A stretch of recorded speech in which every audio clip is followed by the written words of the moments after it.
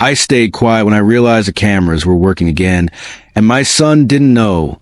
The next morning, I checked the footage expecting nothing more than routine noise. Instead, I watched my own child and his wife calmly rehearsing how my death would look like an accident. They spoke about timing, money, and mistakes to avoid, as if my life were just another problem to solve. In that moment, I understood something chilling. I wasn't just being betrayed. I was being scheduled. And the next 20 minutes would decide who walked out of that house alive. Before I tell you how I survived what came next, do me a small favor. Support the story by following the channel and dropping a quick comment about where you're watching from. It helps these stories reach the people who need them most. The satisfaction of a job done right has always steadied my hands. That Thursday afternoon, standing in the lower utility room beneath my house on Cedar Hollow Lane, I felt it again. The quiet pride that comes from fixing what others give up on. 41 years of electrical work teaches you patience. Teaches you that problems don't vanish when ignored. They wait. The October air seeped through the foundation vents, cool and clean, and the scent of dust and copper filled the room as I tightened the last screw on the newly revived security hub. For 2 weeks, the cameras have been nothing but glossy ornaments after a power surge tripped the main circuit. I'd taken my time bringing them back online, rewiring carefully, testing redundancies, making sure each lens and microphone did exactly what was designed to do. At 65, my eyes needed readers, but my hands still remembered every rule electricity demands. When the monitors blinked awake, the feeds came in crisp: hallway, kitchen, back door, stairwell, basement. Every angle clear enough to hear the refrigerators soft hum upstairs. This house wasn't just shelter. I built it with Rebecca, my late wife, in 1995. Every stud, every outlet, every run of cable had passed through my hands. When she died 8 years ago, grief nearly pushed me to sell. But memories have weight, and so does responsibility. Evan needed a place to land when his life began to wobble, and a father doesn't turn away from his only son. The slam of car doors snapped me out of my reverie.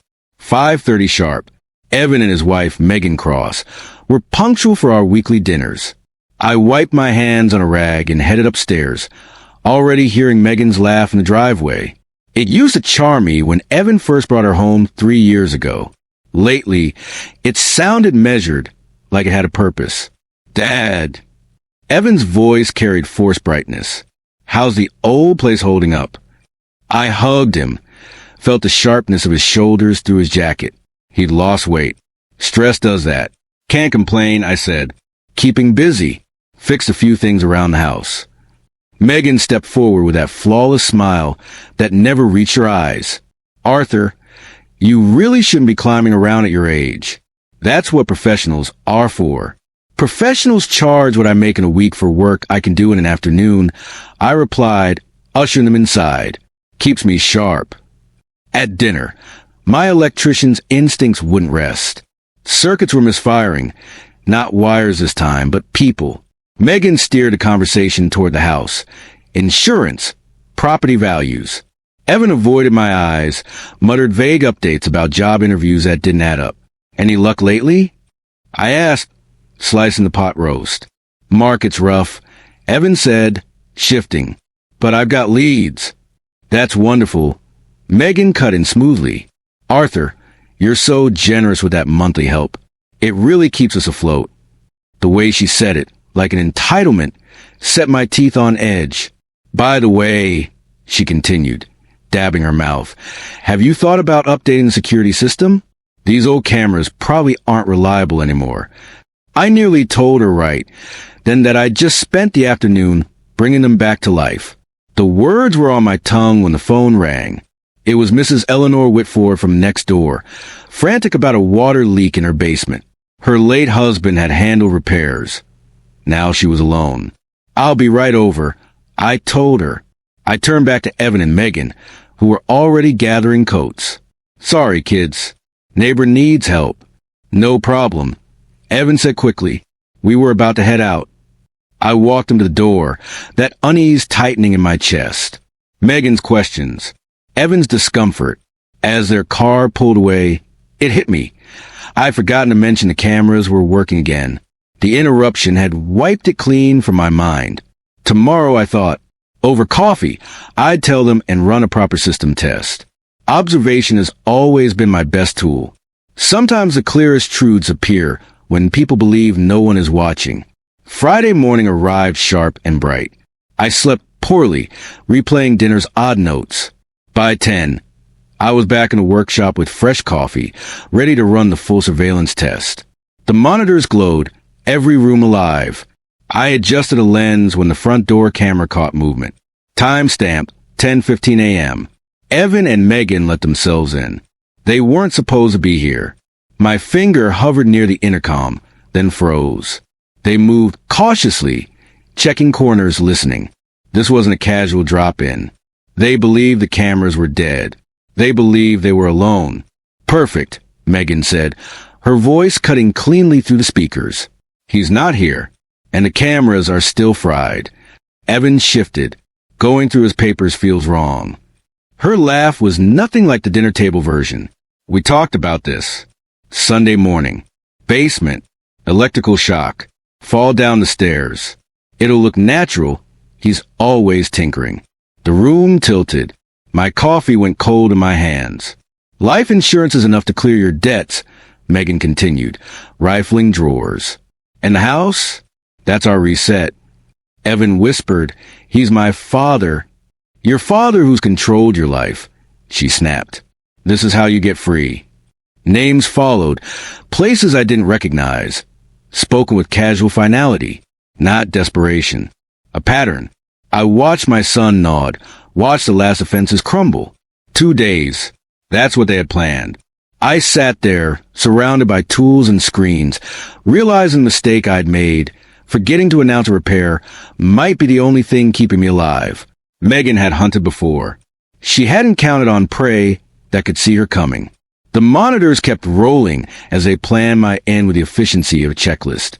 When they finally left, the house felt hollow, but my mind was steady.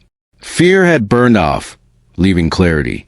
I copied the files, backed them up, labeled everything, and then I started preparing.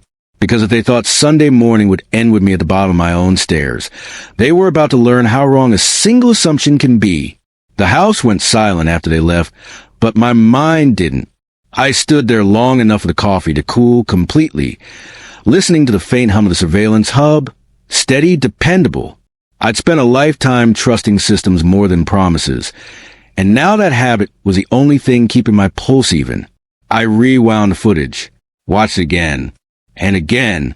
There's a moment when disbelief turns into certainty. It's not loud. It's not dramatic. It's the instant your body accepts what your heart keeps rejecting. I knew the cadence of my son's voice. I knew the way he scratched his wrist when he was anxious. I knew the sharpness of Megan's tone when she'd already decided something and was simply shepherding others toward it. They weren't bluffing. They weren't venting. They were planning. I backed the recordings up to 3 locations, local drive, cloud storage, and a small external unit. I kept him behind a false panel in the workshop. Redundancy is a religion when you work with electricity. One failure should never mean catastrophe. I sat at the workbench and wrote a list, not a frantic scrawl. A clean, deliberate inventory. Time, Sunday 8 a.m. Method, staged electrical shock, fall on basement stairs. Motive, insurance payout, house. Accomplices, Evan Hale, Megan Cross, possible alias. Unknown third party mentioned by name. I circled the last item twice. Names matter. Patterns matter. And the casual way Megan spoke about past successes told me this wasn't improvisation. This was rehearsal. By noon, I was out the door. I didn't take my truck. Too recognizable. I used the older sedan I rarely drove, the one with faded paint and no personality. Blending in is easier when no one remembers you.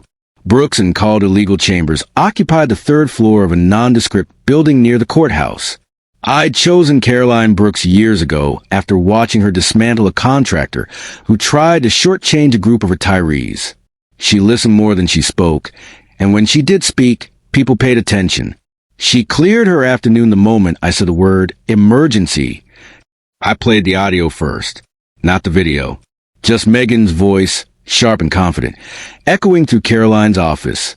By the time Evan's part came on, Caroline had stopped taking notes. "This isn't a family dispute," she said quietly. "This is a conspiracy." I nodded. "They think I won't be around to object." Caroline leaned back, eyes narrowing. "We need to lock down 3 things immediately: your mental competency, your assets, and law enforcement." "I'm clear-headed," I said. "I know that," she replied. "But if they're planning what you described, they'll try to paint you as confused the moment anything goes wrong." Within minutes, calls were made, appointments scheduled. A private investigator looped in. Caroline didn't waste motion. "Do not confront them," she warned. "Not a word. People like this make mistakes when they think they're in control." I left her office feeling something I hadn't expected. Focus. The fear had found container. Dr. Olivia Hart's clinic smelled faintly of disinfectant and lavender. She'd been my physician for years and didn't sugarcoat anything. The evaluation was thorough. Memory recall, problem solving, current events. She watched me the way doctors do when they're looking past answers and into reactions. When she finished, she didn't hesitate. "Arthur, you're sharper than half my patients 20 years younger," she said, signing the documentation. "Whatever you're dealing with, it's not confusion." That paper went straight into Caroline's hands. By late afternoon, Daniel Price, the investigator, called with his first update. "Megan Cross doesn't have much of a footprint," he said. "But that's the problem. Too clean." "Meaning?" I asked. "Meaning she's probably not Megan Cross." "Give me the night." I drove home as the sun dipped low, shadows stretching across Cedar Hollow Lane. The house looked the same. Innocent. That's the danger of familiarity. It dulls your sense of threat. I moved through the rooms deliberately, noting every camera angle, every blind spot. The basement workshop, their chosen stage, offered them what they thought was plausible chaos. Old wiring, tools, stairs. They'd underestimated one thing. I knew that room better than anyone alive. That evening, Evan called. "Hey, Dad," he said, voice overly casual. "Just checking in." "Everything all right?" I asked, keeping my tone easy. "Yeah, just wanted to see how you were feeling." "Same as ever," I said. "Why?" A pause. "No reason." We said goodbye without ceremony. My hand trembled slightly when I hung up. Not from fear, but from the weight of recognizing the boy I'd taught to ride a bike had learned how to lie this well. The next morning, Daniel called again. "I've got something," he said. "Your daughter-in-law has used at least 2 other names in the past 10 years. Different states. Same pattern. Elderly individuals, sudden accidents, property transfers shortly before death." My chest tightened. "Are there investigations?" "Open files. Inconclusive. No solid witnesses." Until now. By Saturday, everything was in motion. Detective Samuel Graham from the Ridgewood Elder Protection Division reviewed the evidence with a patience that told me he'd seen too many cases like this end badly. "Your timing saved you," he said. "If you'd checked those cameras after Sunday, we'd be having a different conversation." The plan was simple and quiet. No dramatic confrontations. No warnings. Let them walk into their own words. Saturday night, Evan and Megan came for dinner again. I cooked. I laughed when appropriate. I listened more than I spoke. Megan watched me closely, gauging frailty. Evan barely touched his food. At one point, Megan slid a folder across the table. "Insurance updates," she said sweetly. "Just routine." I glanced at it, then set it aside. "We'll look at it later." Her eyes flickered. Just for a moment. That night, I didn't sleep. I sat in the workshop, monitors glowing softly, the house breathing around me. At 2:13 a.m., a new audio clip saved automatically. Megan on the phone, whispering, "Tomorrow, 8 sharp, basement, everything's ready." I leaned back in my chair and exhaled slowly. They thought the house was a stage. They never considered it was also a witness. And witnesses, when protected, have a way of speaking at exactly the right moment. By dawn, the house no longer felt like my home. It felt like a countdown. I showered, shaved, dressed as I always did on Sundays. Nothing that would draw attention. Routine is camouflage. People notice deviations, not consistency. As I buttoned my shirt, I caught my reflection in the mirror and barely recognized a man looking back. Not because I looked older or frightened, but because my eyes were clear in a way they hadn't been in years. Focused. Resolved. At 6:12 a.m., Detective Grant texted a single word. Positioned. That was all I needed. The next hour stretched longer than any I could remember. I busied myself with small tasks. Making coffee. Wiping an already clean counter.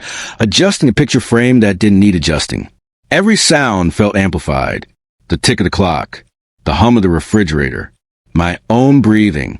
At 7:01 a.m., the exterior camera picked up movement. Evan's car. My stomach tightened, not with fear but with grief. There's a particular pain in watching someone you love walk toward a choice you know will ruin them. You want to stop them, shake them, rewrite the last few months. But time doesn't negotiate. Evan unlocked the door with his key.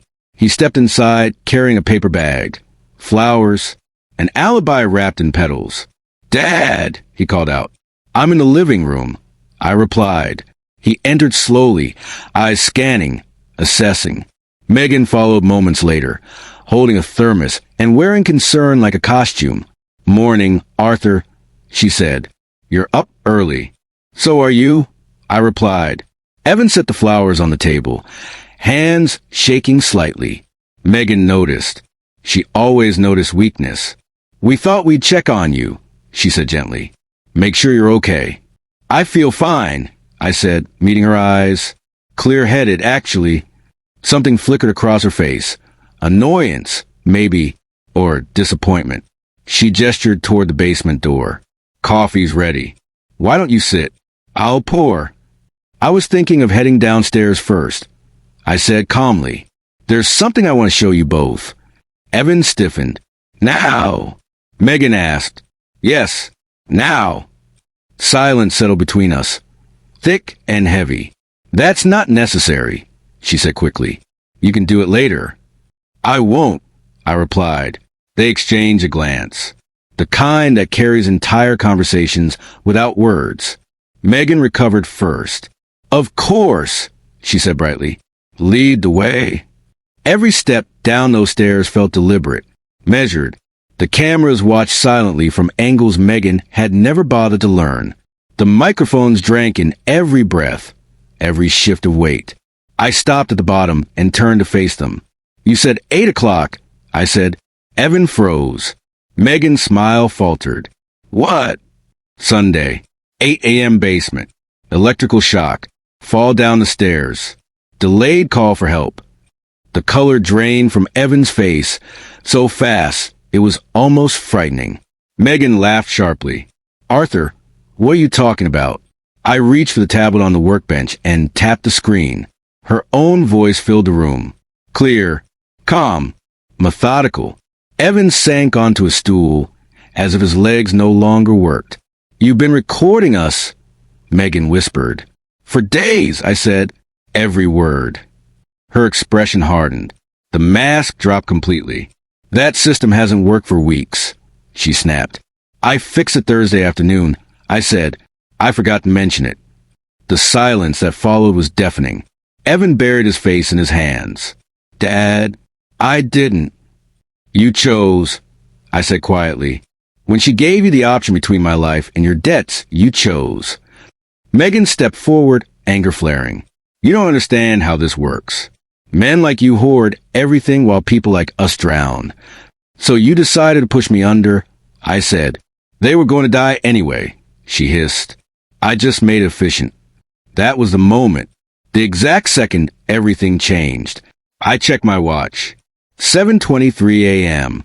"Detective Grant," I said loudly. Now would be a good time. The basement door burst open. Uniforms, badges, weapons lowered but ready. Megan spun, panic flashing across her face for the first time.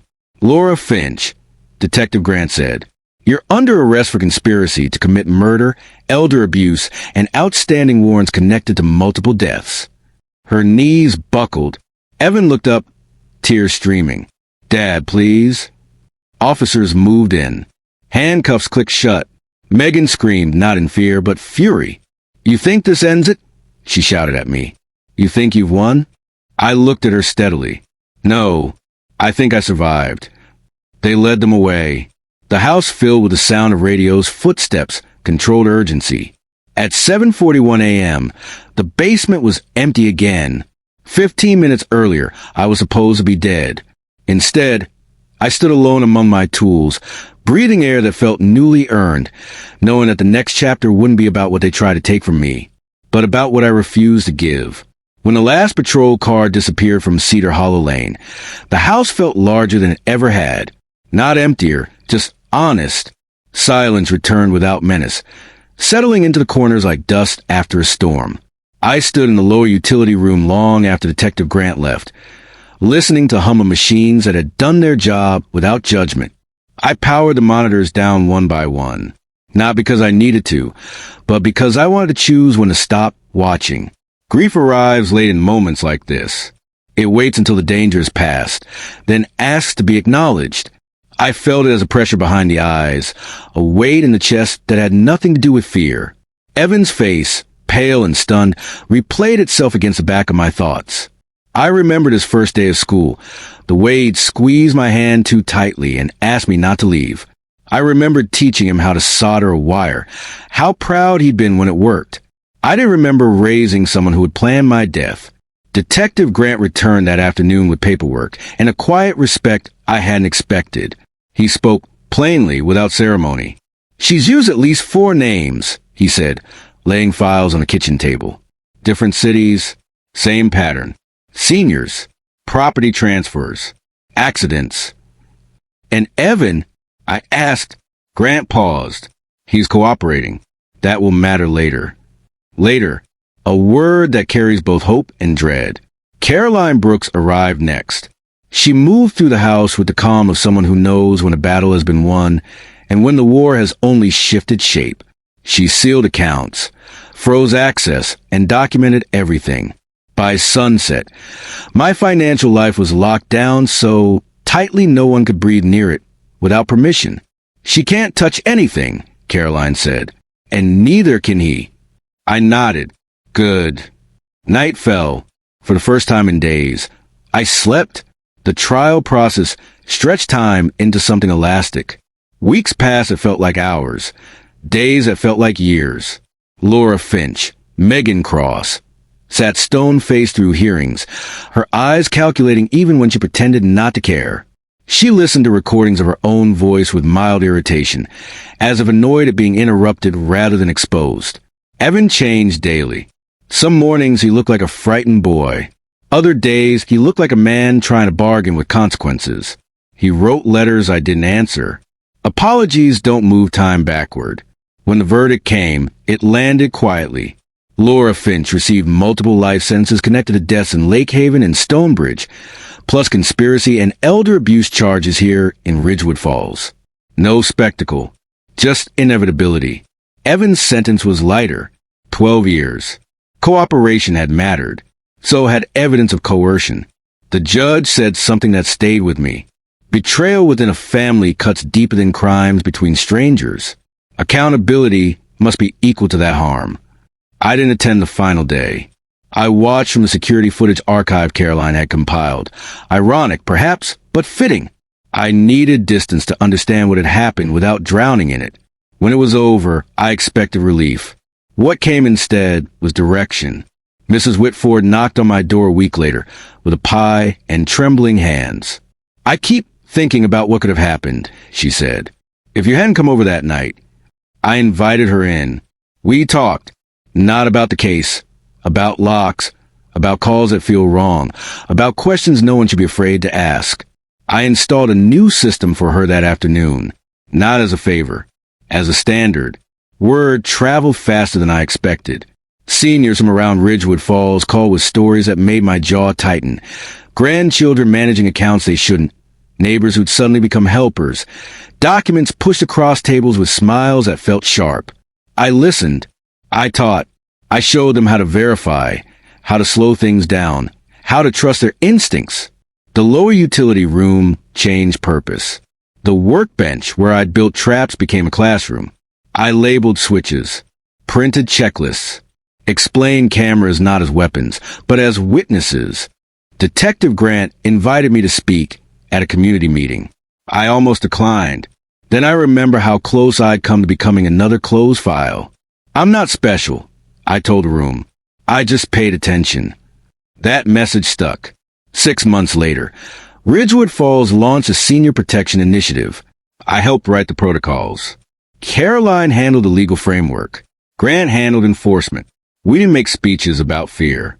We talked about preparation. Evan wrote again. This time, the letter was different. Short. No excuses. No blame. Just an admission of what he'd chosen and what it had cost. I didn't reply immediately. Forgiveness, I've learned, isn't a switch. It's a process with rules. On a cold evening in early winter, I walked through the house and noticed something I hadn't before. It no longer felt like a stage. The shadows were just shadows. The stairs were just stairs. The basement smelled of oil and wood again, not threat. I turned one camera back on. Just one. Not to watch people, but to remind myself that clarity matters. The man who had nearly been buried beneath his own home was gone. In his place stood someone quieter, steadier, and less willing to mistake familiarity for safety. And if there was one truth I carried forward, it was this. The moment you stop assuming harm can't come from those closest to you is the moment you finally become difficult to destroy. The first snow of the season arrived without warning, thin and deliberate, dusting Cedar Hollow Lane like a reminder that time keeps moving whether you're ready or not. I watched it from the kitchen window with a mug of coffee warm in my hands, thinking about how many mornings I'd stood in this same spot, believing the hardest years were already behind me. I was wrong about that, but I was also wrong about what comes after. Life didn't reset once the courtrooms emptied and the headlines faded. It reorganized, slowly, quietly, with far less drama than the moment everything broke open. And in some ways, that was the hardest adjustment of all. The calls kept coming, not from reporters anymore, but from people who'd heard pieces of my story and recognized parts of their own lives in it. A man whose niece had suddenly taken an interest in his will. A woman whose caregiver insisted on handling all paperwork for her convenience. A retired couple who felt uneasy about their son's new investment opportunity that required signing documents they didn't fully understand. They all said the same thing in different ways. I thought I was being paranoid. I didn't want to cause trouble. I didn't want to believe it. I understood that hesitation better than I ever wanted to. Every Wednesday afternoon, the lower utility room filled with folding chairs and cautious faces. No cameras this time, just notebooks, pens, and coffee that was always a little too strong. We talked about practical things. How to read bank statements, how to verify contractors, how to say no without apologizing. But beneath all of it was something more fragile. Permission. Permission to trust their instincts. Permission to slow things down. Permission to believe that age didn't mean surrender. One afternoon, a man named Harold, no relation to the name that haunted my recordings, raised his hand and asked a question that stilled the room. "What do you do," he said, "when the person you're worried about is family?" No one spoke for a long moment. "You document," I finally said. "You don't accuse. You don't argue. You gather facts. And you protect yourself quietly until you're sure." Another woman asked, "And if you're wrong, then you still protected yourself?" I replied, "Caution isn't cruelty." That distinction mattered more than any checklist. Caroline continued to check in, always professional, sometimes personal. "You've turned this into something that will outlast the case," she told me once. That doesn't happen often. Detective Grant stopped by occasionally too, usually under pretense of dropping off updates. The Lang Circle, Victor Lang's network, had unraveled faster than anyone expected once one thread was pulled. Decades of silence had kept it intact. One voice, finally recorded, brought it down. "They never think the target will talk," Grant said. "That's the mistake." Evan's sentencing day came and went without ceremony. I didn't attend. I read the summary afterward, alone at the kitchen table. 12 years. Eligibility for programs. Mandatory counseling. The words were sterile, legal, insufficient to capture what had been lost. That night, I took out an old photo album I hadn't opened since Rebecca died. There was Evan at 6, missing his front teeth. Evan at 13, arms crossed in defiance. Evan at 22, smiling in a way that looked hopeful now. In hindsight, I closed the album carefully. Some grief doesn't resolve. It settles. Winter deepened. Snow piled against the fence I'd built years earlier. I repaired it one cold morning, fingers stiff, breath visible. As I worked, I realized I was doing it not because it needed fixing immediately, but because I wanted to. Purpose had returned in small, practical ways. The Ridgewood Senior Alliance invited me to help formalize the workshops. They wanted structure, continuity, something that wouldn't disappear if I did. I agreed with conditions. No fear-based messaging. No sensational stories. Just tools. At the first official session, a woman stood up at the end and said, "I feel steadier." That word stayed with me. Steadier. It was how I felt too. Evan wrote again in early spring. Shorter than the last. He asked if I consider visiting someday. Not soon. Just someday. I didn't respond right away. I took the letter into the workshop, set it on the bench, and let it sit there for a week. Some decisions need silence before they need answers. On Sunday afternoon, I finally wrote back. 3 sentences. No promises. No rejection. Just acknowledgement. I mailed it myself. The house felt lighter after that. One evening, as I locked at the community center, I noticed a young man waiting near the door. Early 20s. Nervous. "My grandmother told me to come," he said. "She thinks my uncle's taking advantage of her." I don't know what to do. I handed him one of the checklists. "Start by listening to her," I said, "then help her slow everything down." He nodded, relief visible. As I drove home that night, it struck me how close I'd come to being erased, not just physically, but quietly, efficiently, by people who counted on my silence. That thought no longer filled me with anger. It filled me with resolve. Because the truth is, survival isn't the moment you escape danger. It's what you choose to build afterward. And as winter gave way to early signs of spring, I knew this chapter wasn't about what had almost happened to me anymore. It was about making sure fewer people ever had say, I should have paid attention sooner. Spring didn't arrive all at once. It crept in through small mercies, longer afternoons, the first bird returning to the maple out back, the way the air stopped biting when I opened the door in the morning. Cedar Hollow Lane looked the same, but I didn't. And once you notice that, you start to understand how change really works. Not with noise, with alignment. Detective Grant invited me to speak at a community meeting. I almost declined. Then I remembered how close I'd come to becoming another close file. "I'm not special," I told the room. "I just paid attention." That message stuck. 6 months later, Ridgewood Falls launched a senior protection initiative. I helped write the protocols. Caroline handled the legal framework. Grant handled enforcement. We didn't make speeches about fear. We talked about preparation. Evan wrote again. This time, the letter was different. Short, no excuses, no blame, just an admission of what he'd chosen and what it had cost. I didn't reply immediately. Forgiveness, I've learned, isn't a switch. It's a process with rules. On a cold evening in early winter, I walked through the house and noticed something I hadn't before. It no longer felt like a stage. The shadows were just shadows. The stairs were just stairs. The basement smelled of oil and would again, not threat. I turned one camera back on. Just one. Not to watch people, but to remind myself that clarity matters. The man who had nearly been buried beneath his own home was gone. In his place stood someone quieter, steadier, and less willing to mistake familiarity for safety. And if there was one truth I carried forward, it was this. The moment you stop assuming harm can't come from those closest to you is the moment you finally become difficult to destroy.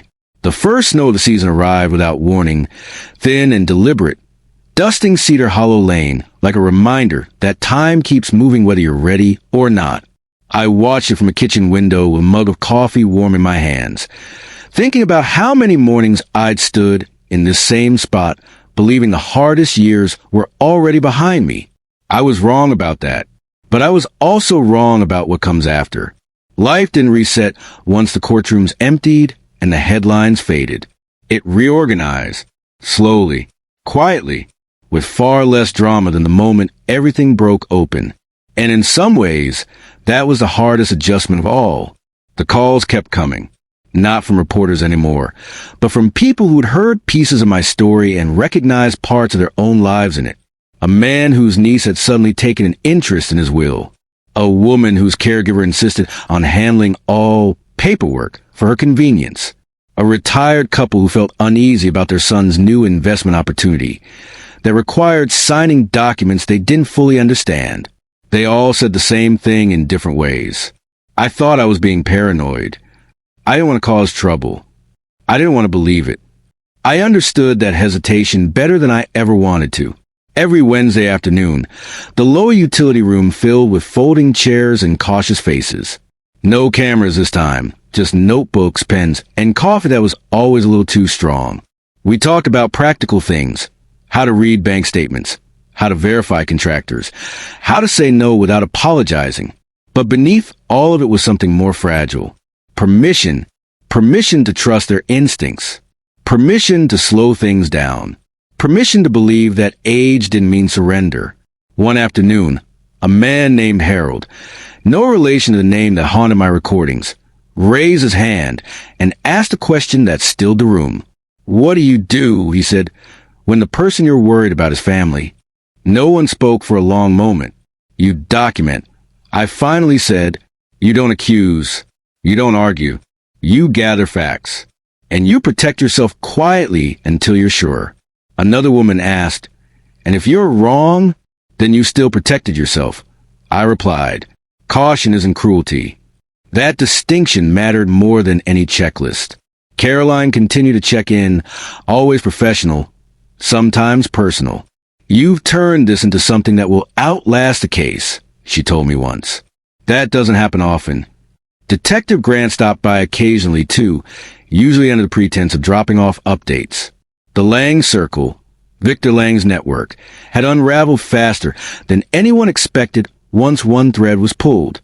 Decades of silence had kept it intact. One voice, finally recorded, brought it down. "They never think the target will talk," Grant said. "That's the mistake." Evan's sentencing day came and went without ceremony. I didn't attend. I read the summary afterward, alone at the kitchen table. 12 years. Eligibility for programs. Mandatory counseling. The words were sterile, legal, insufficient to capture what had been lost. That night, I took out an old photo album I hadn't opened since Rebecca died. There was Evan at 6, missing his front teeth. Evan at 13, arms crossed in defiance. Evan at 22, smiling in a way that looked hopeful now, in hindsight. I closed the album carefully. Some grief doesn't resolve. It settles. Winter deepened. Snow piled against the fence I'd built years earlier. I repaired it one cold morning, fingers stiff, breath visible. As I worked, I realized I was doing it not because it needed fixing immediately, but because I wanted to. Purpose had returned in small, practical ways. The Ridgewood Senior Alliance invited me to help formalize the workshops. They wanted structure, continuity, something that wouldn't disappear if I did. I agreed with conditions. No fear-based messaging. No sensational stories. Just tools. At the first official session, a woman stood up at the end and said, "I feel steadier." That word stayed with me. Steadier. It was how I felt too. Evan wrote again in early spring. Shorter than the last. He asked if I consider visiting someday. Not soon. Just someday. I didn't respond right away. I took the letter into the workshop, sat on the bench, and let it sit there for a week. Some decisions need silence before they need answers. On Sunday afternoon, I finally wrote back. 3 sentences. No promises. No rejection. Just acknowledgement. I mailed it myself. The house felt lighter after that. One evening, as I locked at the community center, I noticed a young man waiting near the door, early 20s, nervous. "My grandmother told me to come," he said. "She thinks my uncle's taking advantage of her. I don't know what to do." I handed him one of the checklists. "Start by listening to her," I said, "then help her slow everything down." He nodded, relief visible. As I drove home that night, it struck me how close I'd come to being erased, not just physically, but quietly, efficiently, by people who counted on my silence. That thought no longer filled me with anger. It filled me with resolve. Because the truth is, survival isn't the moment you escape danger. It's what you choose to build afterward. And as winter gave way to early signs of spring, I knew this chapter wasn't about what had almost happened to me anymore. It was about making sure fewer people ever had to say, "I should have paid attention sooner." Spring didn't arrive all at once. It crept in through small mercies, longer afternoons, the first bird returning to the maple out back, the way the air stopped biting when I opened the door in the morning. Cedar Hollow Lane looked the same, but I didn't. And once you notice that, you start to understand how change really works. Not with noise, with alignment. The workshops expanded quietly. What began as folding chairs and notebooks became schedules, sign-up sheets, and a waiting list. People didn't come looking for drama. They came looking for certainty. How to check a beneficiary designation. How to read a bank alert. How to recognize a moment when help turns into control. I never lectured. I showed them how to slow the room down. That was the skill that saved me. Slowing the room. When fear rushes in, it wants speed. Deadlines. Pressure. Urgency dressed as necessity. Predators thrive on motion. Witnesses thrive on patience. I taught that difference until it felt like muscle memory. Caroline helped formalize the material. If this is going to last, she said, it needs to be boring. She meant reliable, predictable, replicable. So we wrote plain language guides. We built checklists that fit on a single page. We created a simple rule. No signatures on the first day. Ever. Detective Grant brought in his team one afternoon. Not to scare anyone, just to answer questions. He stood at the back of the room at first, arms crossed, listening. When someone asked how often family members were involved in elder abuse, he didn't hesitate. Most of the time, he said, it's almost always someone the victim trusts. No gasps, no murmurs, just nods. People already knew. They just hadn't wanted to say it out loud. After the session, Grant pulled me aside. We're seeing fewer emergency calls from this neighborhood, he said. More questions. More reports before damage happens. That was the goal. At home, the house continued to change, not physically, but in the way it held me. I stopped avoiding certain rooms. The basement workshop became what it had always been meant to be, a place to build, not to fear. I replaced a few fixtures, labeled panels, clean tools that hadn't been touched in years. Not because they were broken, because I was ready. I kept one camera active. The rest stayed off. Not because I trusted everyone, but because I trusted myself to notice when something felt wrong. Evan's letters arrived monthly, never demanding, never manipulative, always careful. He wrote about counseling, about realizing how much of his life had been built on shortcuts and pressure, about how quiet prison can be when you're forced to hear yourself think. I read them all. I didn't respond to everyone. When people ask why, I tell them the truth. Boundaries are a language. You don't rush fluency. One afternoon, a man named Thomas stayed behind after a workshop. He waited until everyone else had left before speaking. My sister moved in with our father last year, he said. She says it's temporary. She controls his phone. His mail says it's for his own good. What does he say? I asked. Thomas looked down. He says it's easier to let her handle things. That's not consent, I said gently.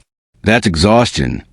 We talked through options, documentation, third-party oversight, a conversation that included someone neutral. Thomas left a plan, and something else I recognized immediately. Relief. Summer arrived louder than spring had. Kids on bikes, lawn mowers, open windows. The world resumed its ordinary rhythm. and for the first time in a long while, I didn't feel out of step with it. The Ridgewood Senior Alliance asked me to speak at a regional meeting. I hesitated. I don't like stages. But Caroline made a point that landed. If you don't tell the story, she said, someone else will, and they'll turn it into a warning instead of lesson. So I spoke, not about fear, about preparation, about how silence can be a shield when used correctly, about how the most dangerous words you can hear are just sign here. Afterward, a woman approached me with tears in her eyes. My grandson's been asking about my accounts, she said. I thought I was imagining things. You weren't, I told her, and you're not alone. That mattered more than applause ever could. Late one evening, months after the arrest, I received a call I hadn't expected. It was from Dr. Hart. I wanted you to know, she said, we've added a new screening protocol. Cognitive health assessments paired with financial vulnerability checks. Your case changed how we think about prevention. I thanked her and hung up, sitting quietly for a long time afterward. The idea that something so close to ending me had instead shifted systems. That felt like a strange kind of balance. The final letter from Evan arrived in August. It was different from the others. Shorter. No updates. Just a question. Do you ever think about starting over? I stared at the page, then at the house around me. The workshop, the chairs stacked neatly in the corner, the calendar full of ordinary commitments. I wrote back the next day. Starting over isn't place. I wrote, it's a habit. You practice it by choosing differently when it matters. I didn't know if he'd understand, but understanding takes time. And time, I'd learned, was the one thing worth protecting above all else. As summer leaned toward fall again, Cedar Hollow Lane filled with the sounds of ordinary life. Packages delivered, neighbors arguing about lawn lines, laughter drifting from open doors. The same world that had nearly watched me disappear now watched me live. Quietly, deliberately, and with every person who learned to slow a room down, to ask one more question, to wait one more day before signing their name, I knew the circle had widened. That was the real outcome. Not survival. Transmission. Autumn returned the way it always does. Without asking permission. Leaves collected along Cedar Hollow Lane. Clogging gutters I cleaned on a Saturday morning, while neighbors waved and pretended not to notice how different things felt now. Not awkward. Just aware. People look at you differently when they know you didn't disappear when you were supposed to. By October, the Ridgewood Senior Alliance had become more than a meeting place. It was a checkpoint. People stopped by not because something had already gone wrong, but because something didn't feel right yet. That distinction mattered. It was a space between suspicion and proof, the space where lives could still be redirected. I learned quickly that prevention doesn't look heroic. It looks tedious. Bank statements reviewed line by line. Phone calls verified. Forms delayed. Conversations slowed. The kind of work that never makes headlines but quietly rewrites outcomes. One afternoon, a woman named Ruth arrived with her daughter. Ruth spoke softly, eyes darting. Her daughter spoke for her, too quickly, too confidently. She gets confused, the daughter said. I just handle things now. I watched Ruth's hands. They weren't shaking. They were clenched. Ruth, I asked, is that what you want?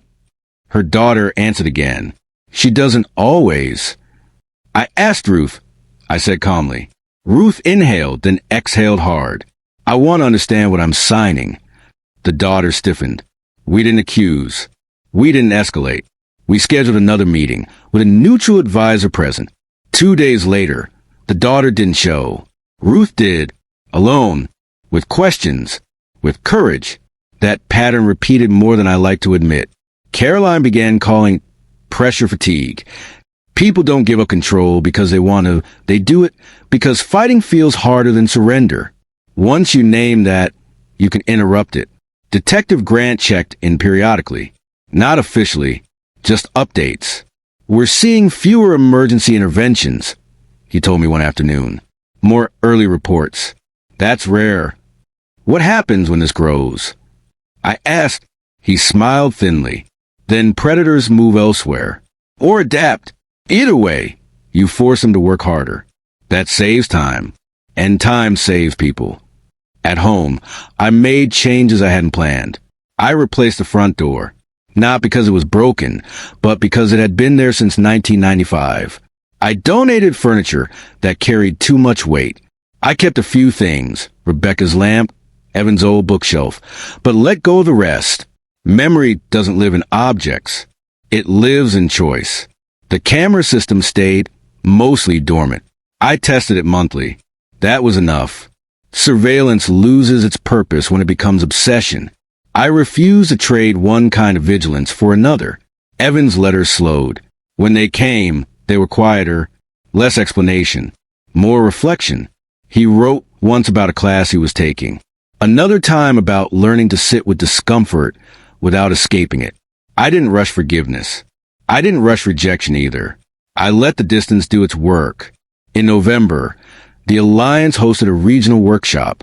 Representatives from neighboring towns came. So, did a few people who didn't quite belong. Too interested, too attentive. I noticed them the way electricians notice a phantom behind a wall. After the session, one of them approached me. "You really think people should question family this way?" he asked, tone casual. "I think people should question pressure." I replied, "Family included." He smiled without warmth. "That can tear families apart." "No," I said. "Silence does that." He didn't argue. He left early. That night, I reviewed the sign-in sheet. His name was fake. That wasn't paranoia. That was pattern recognition. I notified Grant. Quietly. "Good catch," he said. "We'll keep an eye out." Thanksgiving arrived with no fanfare. I declined invitations. Cooked for myself. Set one extra place at the table and left it empty, not as punishment, but as acknowledgement. Grief doesn't need witnesses. On Friday, I opened a workshop for anyone who needed to talk. 12 people showed up. We didn't discuss finances. We discussed boundaries. How to say no without justification. How to recognize when help becomes leverage. One man said, "I thought saying no would make me alone."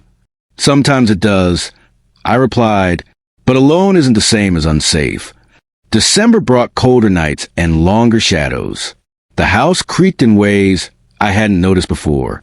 I fixed what needed fixing. Left the rest.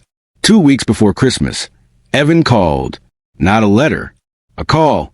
I let it ring once longer than necessary. Then I answered. "Dad," he said. No greeting. "Just that." "I'm here," I replied. "I don't need anything," he said quickly. "I just wanted to hear your voice." We spoke for 7 minutes. About nothing important. About weather. About a book he was reading.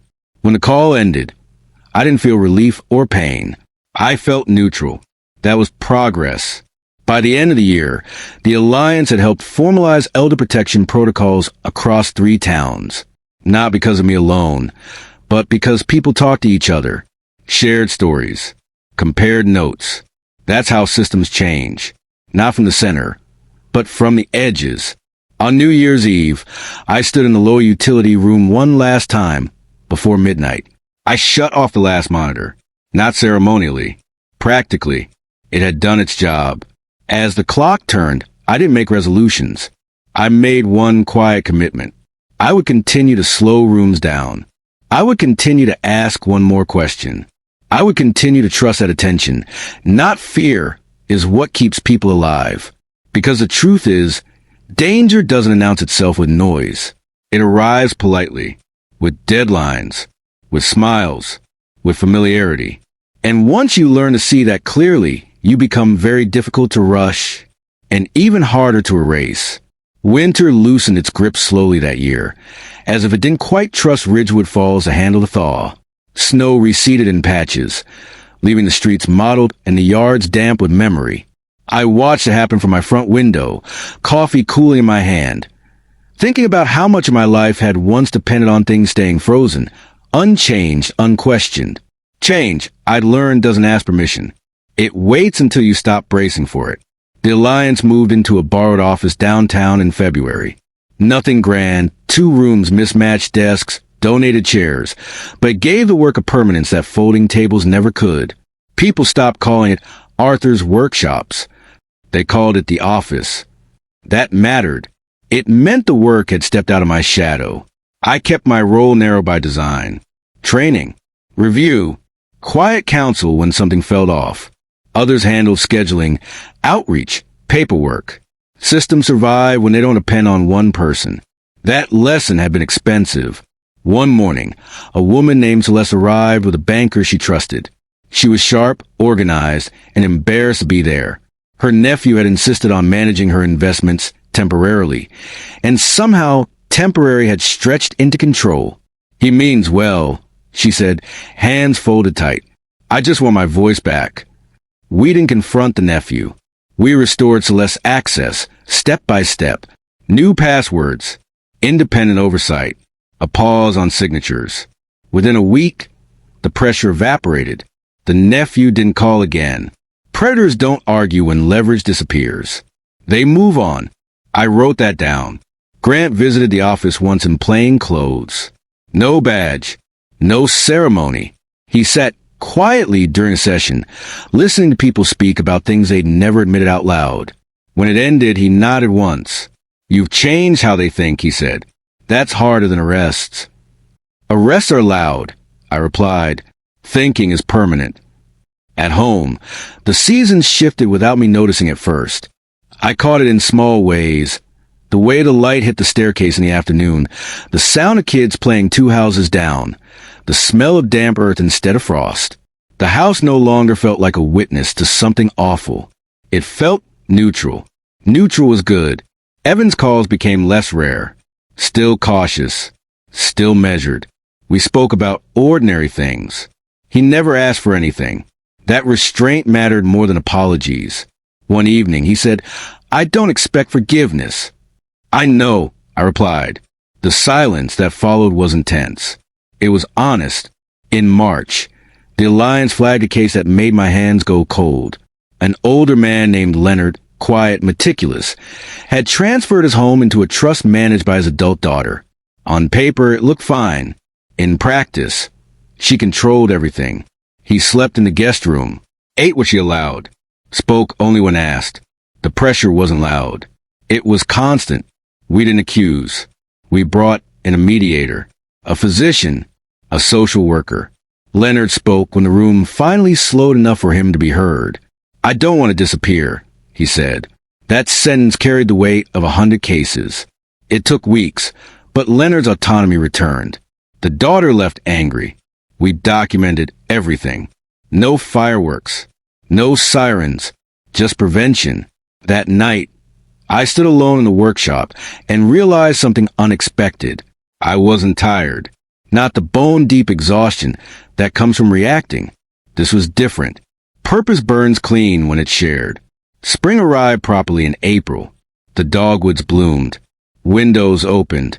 The Alliance hosted its first outdoor session under a tent in the park.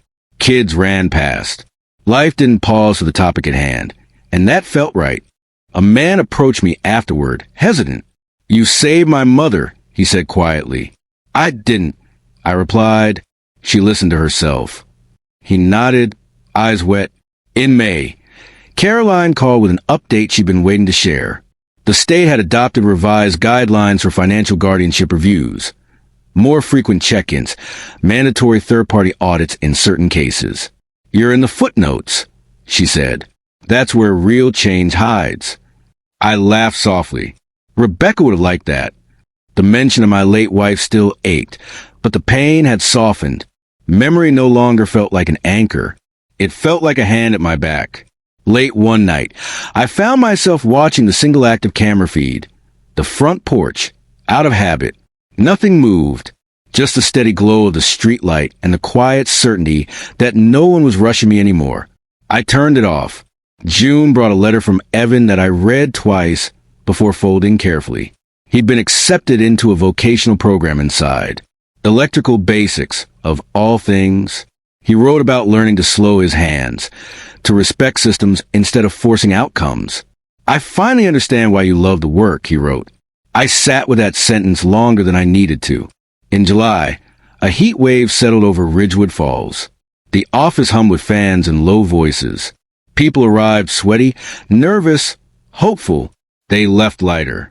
One afternoon, a woman asked me, "How did you know when to stop watching?" I thought about it. When the room stopped rushing, I said. When silence wasn't dangerous anymore. She nodded, as if that answered something she'd been holding for a long time. As summer leaned toward its end, I noticed fewer emergencies crossing my desk. More questions arrived before harm. That was a shift. Quiet, measurable. One evening, as cicadas filled the air and the sun bled out behind the trees, Evan called again. "Would you ever want to have dinner?" he asked. "Not soon. Just eventually." I looked around the kitchen I'd rebuilt my life in, thought about time, about choice. "Eventually," I said. When the call ended, I didn't feel dread. I felt patience. And patience, I'd learned, is what keeps traps from springing and what turns survival into something far more lasting. Summer returned gently, without ceremony, as if it understood that this house, and the man inside it, no longer needed dramatic arrivals. Cedar Hollow Lane woke earlier now. Windows stayed open longer. Conversations drifted across lawns without urgency. Life, ordinary and unguarded, had found its way back. I noticed it one morning while watering the small garden Rebecca once loved. My hands moved automatically, but my mind was quiet. No scanning for danger. No rehearsing contingencies. Just the sound of water and birds and the faint hum of a world that had kept going even when mine nearly stopped. That, I realized, was a final change. Not vigilance fading into carelessness, but vigilance transforming into trust. The Alliance no longer needed me every day. That had been the goal all along. New facilitators ran sessions. Younger volunteers handled outreach. Retirees trained retirees. The work had become communal instead of personal, resilient instead of reactive. I still came in once a week. Sometimes to review cases. Sometimes just to listen. The most important skill I'd learned wasn't installing cameras or spotting fraud. It was knowing when to step back. One afternoon, as I packed up to leave, a teenage girl approached me. She couldn't have been more than 17. Nervous, determined. "My grandfather asked me to thank you," she said. "He said you taught him how to say no." I smiled. He already knew how. He just needed permission. She nodded, thoughtful, and walked away. At home, the house continued to feel less like a fortress and more like a place where life could unfold without scripts. I rearranged the living room, took down photos that held too much pain, and kept the ones that carried quiet strength. Evan as a child, laughing. Rebecca in the kitchen, sleeves rolled up, unimpressed by sentimentality. I stopped pretending memory had to hurt to matter. Evan's calls became monthly, then bi-weekly, then sporadic, in the way adult relationships naturally become when urgency fades. He never asked for help. He asked about the garden, about books, about the wiring diagrams he was studying. One day he said, "I don't expect us to be what we were." "I don't either," I replied, "but we can be honest." That was enough. In early September, I finally agreed to dinner. Neutral place. Public. No expectations. Evan arrived early and stood when I walked in, not out of guilt but respect. We shook hands first. Then, after a moment, hugged. Briefly, carefully. We talked about ordinary things. The food, the weather, the odd comfort of routine. He didn't apologize. He didn't explain. He didn't need to. Before we parted, he said, "I know I can't undo what I chose." "I know," I replied, "but I'm choosing differently now." I believed him, not because I needed to, but because he wasn't asking me to. That night, driving home, I realized something profound. Reconciliation doesn't always look like reunion. Sometimes it looks like parallel paths that no longer collide. And that can be enough. The camera system stayed off. Completely. I donated most of the equipment to the Alliance for demonstration purposes. The single camera that once watched my porch now sat boxed in the workshop, unplugged, unnecessary. I trusted my senses again. October brought the anniversary of the day. Everything changed. I didn't mark it. I didn't revisit footage. I didn't rehearse what-ifs. Instead, I spent the day fixing a neighbor's fence and helping another install better locks. not because they were afraid, but because preparedness had become normal. That normalization was the quiet victory. One evening, I found myself writing again. Not reports, not checklists, letters, notes, reflections I didn't intend to publish. Just a record of what I'd learned. That silence can be a strategy.